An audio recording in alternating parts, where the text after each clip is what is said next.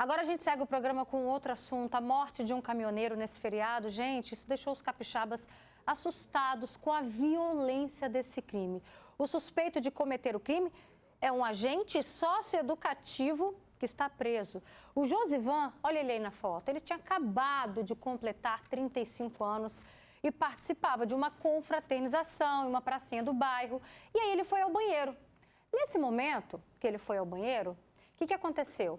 Ele foi trancado por um homem que também estava no local, o agente chamado Tiago Muniz de Souza, de 28 anos. Uma brincadeira, que isso não é brincadeira, que Josivan não gostou. E claro, não gostei, tô aqui preso no banheiro. Quando ele conseguiu sair, ele reclamou. Tiago teria se irritado com a reclamação e feito o quê, minha gente? Atirado no caminhoneiro que morreu ali mesmo na hora. Um cunhado de Josivan que estava com ele foi ferido, tá? E aí a gente vai ver que tem um vídeo que foi feito também por testemunhas que mostra Josivan no chão e o suspeito ainda com a arma na mão, que ele foi contido pela própria esposa. Quem estava no local ainda disse mais, disse que ele apresentava sinais de embriaguez. A nossa equipe conversou, gente, com o pai de Josivan. Ele disse que o filho de Josivan, uma criancinha, presenciou tudo isso. Vamos ver. Ele viu tudo e caiu por cima do meu filho. A moça do Mazinho foi que pegou meu neto, que estava desesperado sem saber por quê, e ele dando tiro para tudo quanto é lado. Que agradeço a Deus por não ter acertado meu neto. Quem vai me sustentar? Quem vai sustentar a minha família? Quem vai cuidar do meu neto? Como que eu vou pagar as minhas contas? Por favor, tá difícil. É muito triste, né? A gente dá para sentir a tristeza nessa fala do pai. E quantos casos assim a gente tem noticiado, né? Casos que poderiam ser resolvidos ali no diálogo, na conversa. Mas as pessoas estão intolerantes demais, impacientes demais e ainda com uma arma na mão acabam com a vida de um pai e de uma família inteira.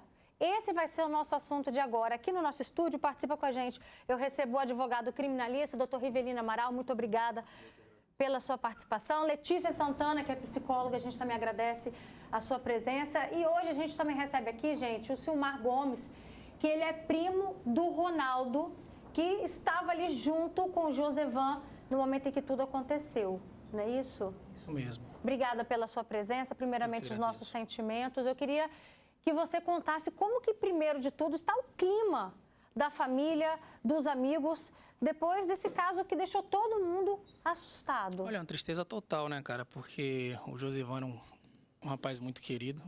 Particularmente para mim, então, é um sem igual. Além do mais, meu primo também, né, que é uma parceria ali surreal entre eu e ele, entendeu? E o clima na família é de muita tristeza, né? E a gente espera que isso não fique impune, né? Que o Tiago aí seja tratado da maneira que ele merece aí. Você, inclusive, momentos antes da gente iniciar aqui o estúdio, você até falou que o Ronaldo acabou de ter alta na UTI. Exatamente. O filho dele me ligou dizendo que ele estava já no quarto, tinha acabado de sair para a UTI. Então, a família do Ronaldo consegue ter um pouco mais de alívio nesse momento, né? O alívio em si vai ser só quando ele estiver alta bem, estiver realmente fora de perigo, né? Enquanto estiver lá dentro, o perigo, creio eu, que sempre vai existir, né? Então, é muito complicado esse momento pra gente aí. Letícia, o que explica, né? A gente tem visto cada atitude do ser humano, um com o outro na hora de lidar, que a gente fala assim, gente, não poderia ser resolvido ali com uma conversa, simplesmente, olha, não gostei da brincadeira.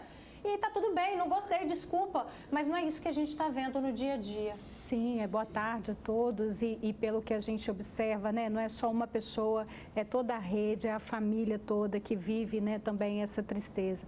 Muitos fatores, né, Roberta, nesse exemplo especificamente, tem o uso, né, a presença aí do álcool, talvez até um histórico de violência, não sei, né, dessa pessoa, o acesso a armas e tantos outros fatores, mas é importante a gente pensar sempre assim, em que esse caminho do diálogo tem sido um caminho cada vez mais difícil socialmente falando.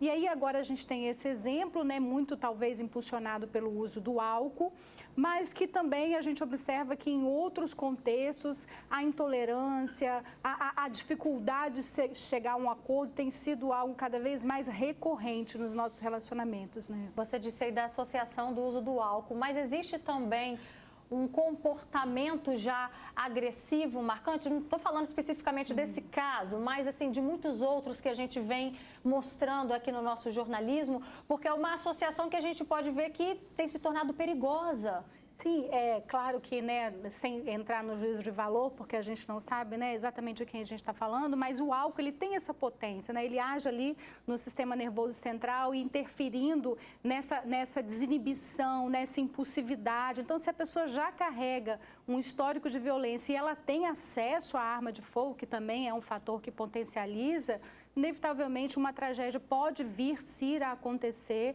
se estiver esses dois elementos associados, né, Roberta?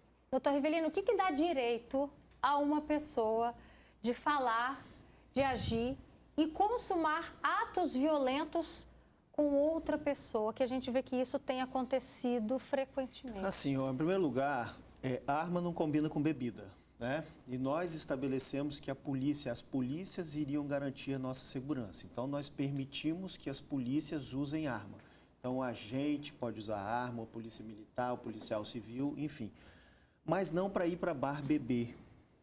Bar não é lugar de arma na cintura, né? Não combina. Da mesma forma que não combina direção com bebida alcoólica, arma muito menos, porque você pode tirar a vida das pessoas, como é esse caso.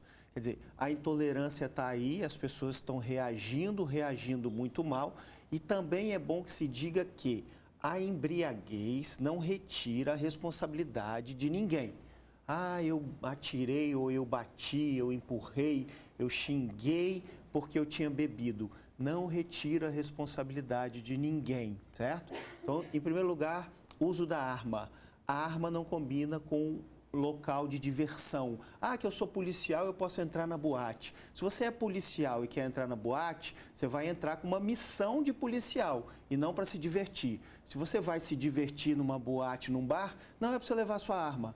Né? Nós vivemos um momento no nosso país, a meu sentir, muito triste, de alargamento da possibilidade das pessoas adquirirem arma, sobre o argumento de que isso traria proteção para as pessoas. Mas arma na rua traz isso que a gente está vendo, traz morte. Porque ninguém se defende com uma arma na cabeceira da cama. O que traz defesa para as pessoas é uma polícia bem preparada.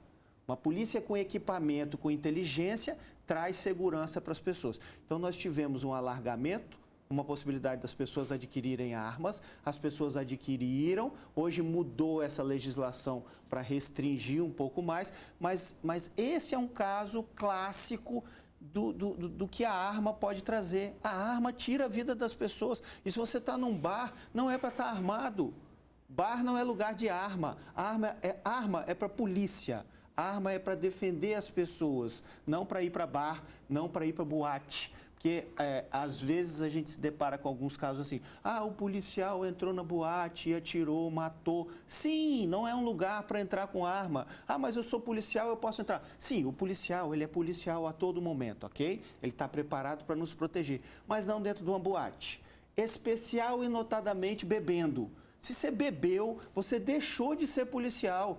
Você perdeu a sua patente naquele momento, né? Então não combina. Não é para ir para bar, não é para ir para boate, não é para ir para nenhum lugar público de diversão com arma junto com bebida, porque vai tirar a vida das pessoas. Muito bem dito, muito bem pontuado, até porque, já que o senhor tocou nesse ponto, impossível, né, falar sobre esses casos aí da falta de diálogo, em que a gente tem noticiado essa falta em que, infelizmente, terminaram em crimes graves. E a gente lembra imediatamente de quem? Do músico Guilherme Rocha, que ele foi assassinado em abril desse ano. Segundo informações da Polícia Militar, Lucas estaria bebendo com os amigos na entrada principal do prédio. E aí Guilherme foi reclamado som alto e logo em seguida foi atingido por um disparo de arma de fogo. Lucas Torresani se encontra afastado de todas as funções na corporação e segue preso no presídio militar. E Letícia, a gente percebe como que isso causa uma revolta na sociedade em geral, porque poderia ser qualquer um de nós reclamando, pedindo o quê? A paz naquele exato momento, assim como o amigo de infância do Silmar que está aqui com a gente, que ele não gostou da brincadeira que fizeram com ele, trancaram ele no banheiro, não gostei do que fizeram comigo. Isso causa uma revolta na sociedade, porque a gente se coloca no lugar e fala assim, gente, poderia ter sido comigo. Sim, e a gente não está falando, Roberta, de um não gostar, ou a gente não está falando de um reivindicar algo que eu entendo que seja meu direito, mas a gente está falando exatamente dessa combinação, né, como o doutor bem colocou, do álcool, juntamente com a arma de fogo, que mune uma pessoa que não tem a condição, naquele momento, de estar ali armado e lidar com aquele episódio de intolerância e insatisfação. Então, em nenhum momento a gente está falando aqui de não se posicionar ou não colocar, né, o que você está sentindo, ou enfim. Mas a gente está falando exatamente de um componente dentro de uma relação que não possibilita nenhum tipo de acordo. Então, uma pessoa, ela está com uma arma, uma pessoa está sob efeito de álcool, ela está sendo ali contestada em algo que ela não está, né, gostando muito, e ela vai reagir da forma que ela entende que deve. O que, naturalmente, aumenta a nossa insegurança, aumenta o nosso medo, aumenta a nossa ansiedade e aumenta o adoecimento social. Então, aqui a gente tem um exemplo, né, de um elemento da família que está aqui numa situação de sofrimento, não só ele, como toda a família. E, com certeza, quem está nos assistindo também fica bastante inquieto, isso traz um mal-estar social. Então, isso não é uma questão individual, mas é uma questão coletiva, né? A gente está vivendo esse contexto hoje. Se você me permitir, Roberto, muito rapidamente, a gente também não pode generalizar. Ah, um agente socioeducativo. Em primeiro lugar, essa pessoa não estava no exercício da função dela, né? A polícia militar mata as pessoas. Existe mal profissional na medicina, no direito, na odontologia, em tudo. A polícia é a que traz segurança para a gente. Quando a gente tem problema, a primeira coisa que a gente faz é chamar a polícia. Então, existem inúmeros excelentes policiais. Então, a gente não pode generalizar. Nem tampouco atribuir esse fato a um agente socioeducativo, porque ele não estava na função de agente socioeducativo, né? Então, quer dizer, une mais ainda a informação. Quer dizer, se estava num bar bebendo, ele não tem que estar com arma. A arma é para ele usar lá no exercício da função dele. Ah, mas eu preciso de arma também para me defender quando eu estiver indo para minha casa? Sim, claro, tem que ter. O policial militar também. Quando ele sai do batalhão dele, ele corre risco. Quando ele vai para o bairro dele, às vezes ele não pode sequer se identificar como policial. Aí sim, ele precisa estar armado para ele se proteger. Claro, a gente quer que ele nos proteja, mas que ele também fique protegido. Mas não fazer uso de bebida alcoólica, não ir para bar. Ali não é um agente socioeducativo, ali é uma pessoa com uma arma, né? Que perdeu, inclusive, a patente naquele momento. Ele não é agente socioeducativo, né? A gente precisa deixar isso muito bem claro.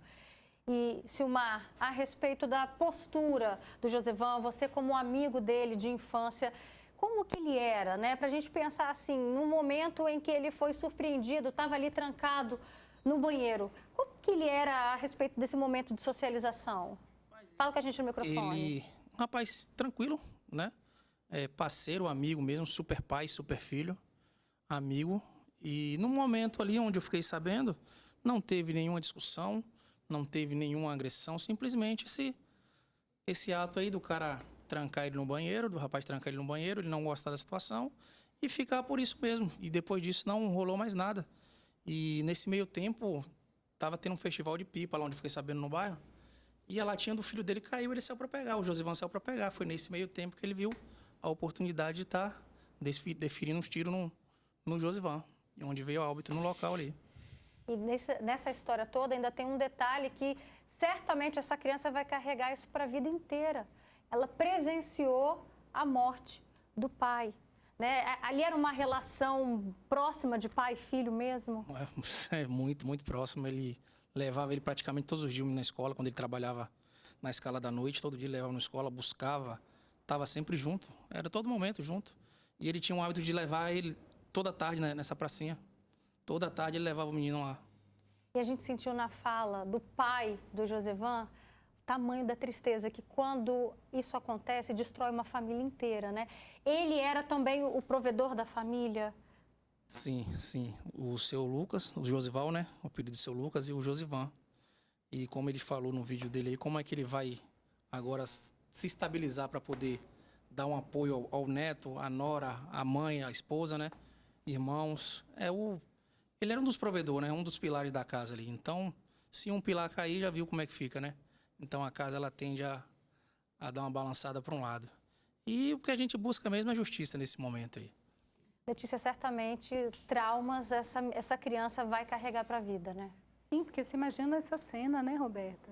Imagina que forte foi essa cena e quão esperado. Você está ali num contexto de uma festividade, você está se divertindo, você não está nem num lugar que você acha que está correndo risco para estar vigilante em relação a esse risco. Então, você está totalmente desprovido, você está feliz, você está ali curtindo o ambiente, de repente uma fatalidade dessa. Então, é um trauma bastante profundo e muito triste para toda a família.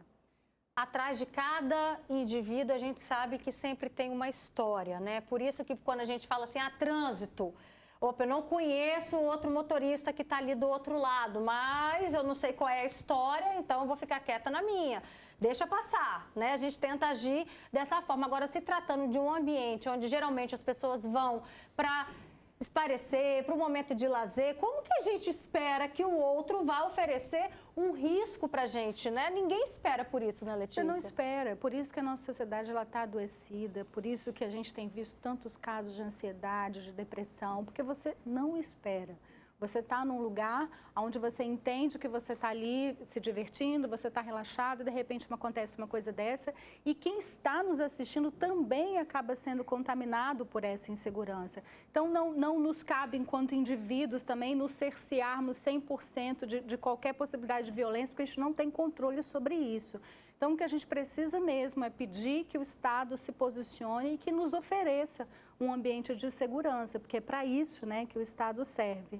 Mas, fora isso, só nos cabe minimamente tentar nos proteger e buscar relacionamentos e contextos que a gente entende que a gente está seguro, né? Olha, em outubro, gente, do ano passado, o cinegrafista Leonardo Vieira, de 34 anos, ele foi morto dentro de uma distribuidora de bebida. As investigações mostraram que Leonardo havia discutido dias antes com o Alisson dos Santos Veríssimo. Por causa de quê? Por causa de política, minha gente. No dia do crime, os dois se encontraram e quando Leonardo saía do banheiro da distribuidora de bebidas em Novo Horizonte, na Serra, foi atingido por um tiro a queima-roupas na nuca. O Alisson fugiu e logo em seguida só foi preso, fugiu logo em seguida e depois só foi preso 10 meses depois do que aconteceu, isso na Bahia.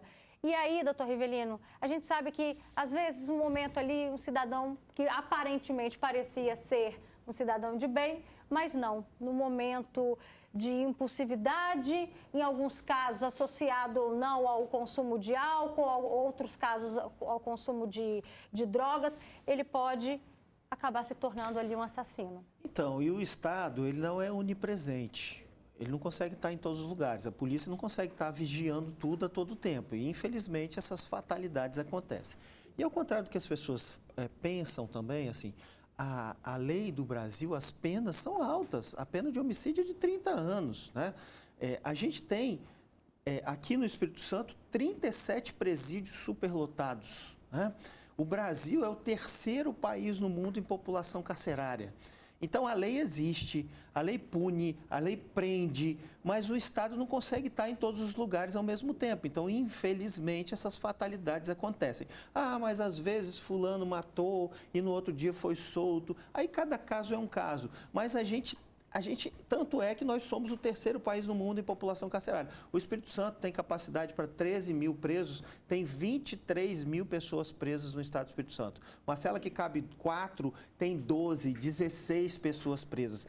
A gente não sabe mais o que fazer, sabe, Roberto? A gente está aprendendo cada vez mais e essas pessoas, inclusive, estão saindo pioradas do presídio, porque o objetivo de prender as pessoas são 3, punir, prevenir e ressocializar. Quer dizer, punir aquela pessoa que cometeu um crime, mas fazer ele reaprender a viver em sociedade. E a gente não está conseguindo. Então, a gente está aprendendo cada vez mais, os crimes continuam acontecendo, o índice de criminalidade é altíssimo e a gente não sabe. não sabe como lidar. A gente não sabe, eu não sei te dar uma resposta. Como que a gente resolve? Não sei.